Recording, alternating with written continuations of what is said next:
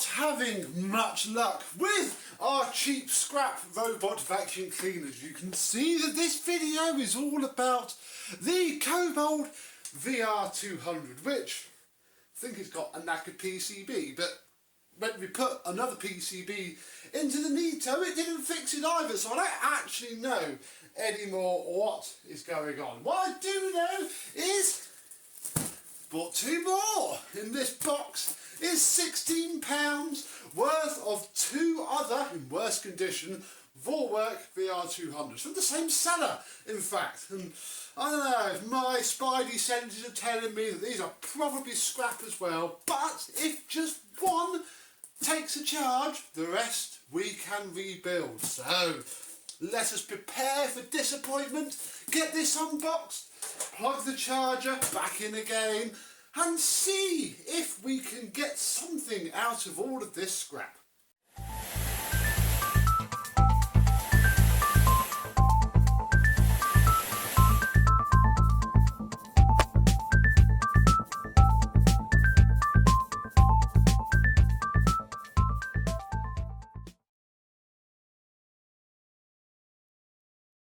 Yes, hello, my vacuum cleaner chums. How are you today? I should have my eBay account banned, really. It would just be cheaper overall. But £16 I won these two for. I messaged the seller and confirmed that no, she hasn't charged them, doesn't know anything about them, although on her eBay shop are many Kobold VR200 parts, so most of you thinks that that is utter rubbish and these don't work. But yeah, £16, it's worth a try because only one has to work, the rest we have the parts for. So, very nice packaging. Oh, how long is it going to take us to get into this? I can see the first one already. Ooh, yeah. Yummy! Here is one. Yeah, they are not as good as that one physically at all. These are probably the really unwanted ones, which is what makes me think that they are a lot more broken. But here's the second one, which has its base plate. This one does not, but again, that's fine. We don't need any of that. All I really care about this doing, oh look, this one's got its base plate, and it's been put on first over the brush. That's fine. We don't care about that. Yeah, all one of these has to do is take a flipping charge. Don't care about anything else. We have our good physical one here, which I'm actually going to put to the side because we don't really need to care about that. What we're going to jump straight into is the worrying part. Putting them on the charger and seeing if they boot up and if they charge. Place your bets now. In fact, actually the first thing we're going to do is check that they actually have batteries in them, because it's going to be pretty pointless putting them on charge if they don't. Right, that one doesn't. Oh dear. I think I've just bought another load of scrap, although for a price I can afford to lose. That's what you must bear in mind here if you don't have much money. This one does have its battery in it, so I think we'll start with this one once we've checked it's plugged in. Yep, so the battery's in, plugged in and connected, so fair enough. We shall start with this one and see what happens, and then fit a battery to that one and see if it does anything. So we'll get you out the way, don't care about you. Let's back it up to the dock.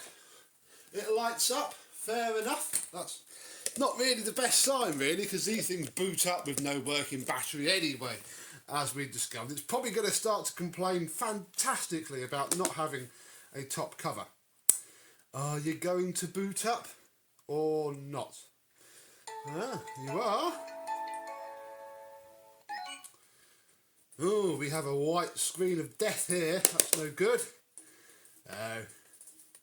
Don't actually know what it's doing, and that light is charging, but that could mean anything. So that's a slight pain because you need the screen to work out what's going on. So we might have to revisit this one and swap the known working screen around that we've got. But for now, let's take this off shut up. And I'll swap its battery into the other one, and we'll see if that one does any better. Oh, I've just plugged the battery into this one. Look, and the lights have already come on, which could mean anything really. So we'll see. We need a screen. This is the problem. We can't tell what it's doing without the screen, because that flashed on my first one without caring. Aha! Right, we have a screen. Please press OK to continue. Battery issue 800F. Oh. Ooh, well, we have a screen. Not really doing anything though. I need it to not really have any errors and tell us what it's doing. I think what I will do while that fires up is take the lid from our first one and just push in. They aren't actually fixed in that well. And then that should hopefully shut it up about not having a bin. And I've now got to be very careful which one's which, although my first one is by far the cleanest, which is going to be the easy bit. Oh, well, we've still got a battery issue. 0008 and 008F. And it's not liking life, so I'm going to swap the battery from this first initial one, which seemed okay and happy, and, well, we'll go from there. Looking at this battery a little bit more closely, and possibly is why it's throwing a straight up error, because not all of the pins are connected to the plug, and these two pins will be the sensor ones, so we might be able to fix that battery pack another time. For now, I just want one to take a charge. Oh my goodness, I might cut this video and come back if one does, but obviously if they don't take a charge, you'll miss all the fun. So, wait for this one to fire up. Come along. Oh no. No, battery little thing is doing its thing, but the actual symbol that we care about is doing absolutely nothing, which is what the other one did. Brilliant. Right, well, we'll do the same to the second one, and we'll push the second one back up to its charger, and with expectations set to very, very low, we shall see what happens. Now, I haven't quite worked out. Oh yeah, this one's got the knackered screen, isn't it? Oh, poo. So, we'll never know anyway. Which brings me on to the next thing that I was going to say I was going to do, which is take one apart, purely to see if there's anything physical on them, although there isn't on the others, for sure. But equally, if we take this one apart, we can probably change the screen on it, which is going to be the only way we'll be able to confirm if it is taking a charge. Ugh. So, I'm going to get one apart and I'll show you what I find. I've done one and got its screen off, and you don't have to go too far in order to do it, so I thought we'd do the second one together. I've been following a very good YouTube video from somebody else, and it's not too difficult. Give this video some content. So, glamour cap off, this off, then there are 4 screws around the perimeter which we need to remove for this bumper.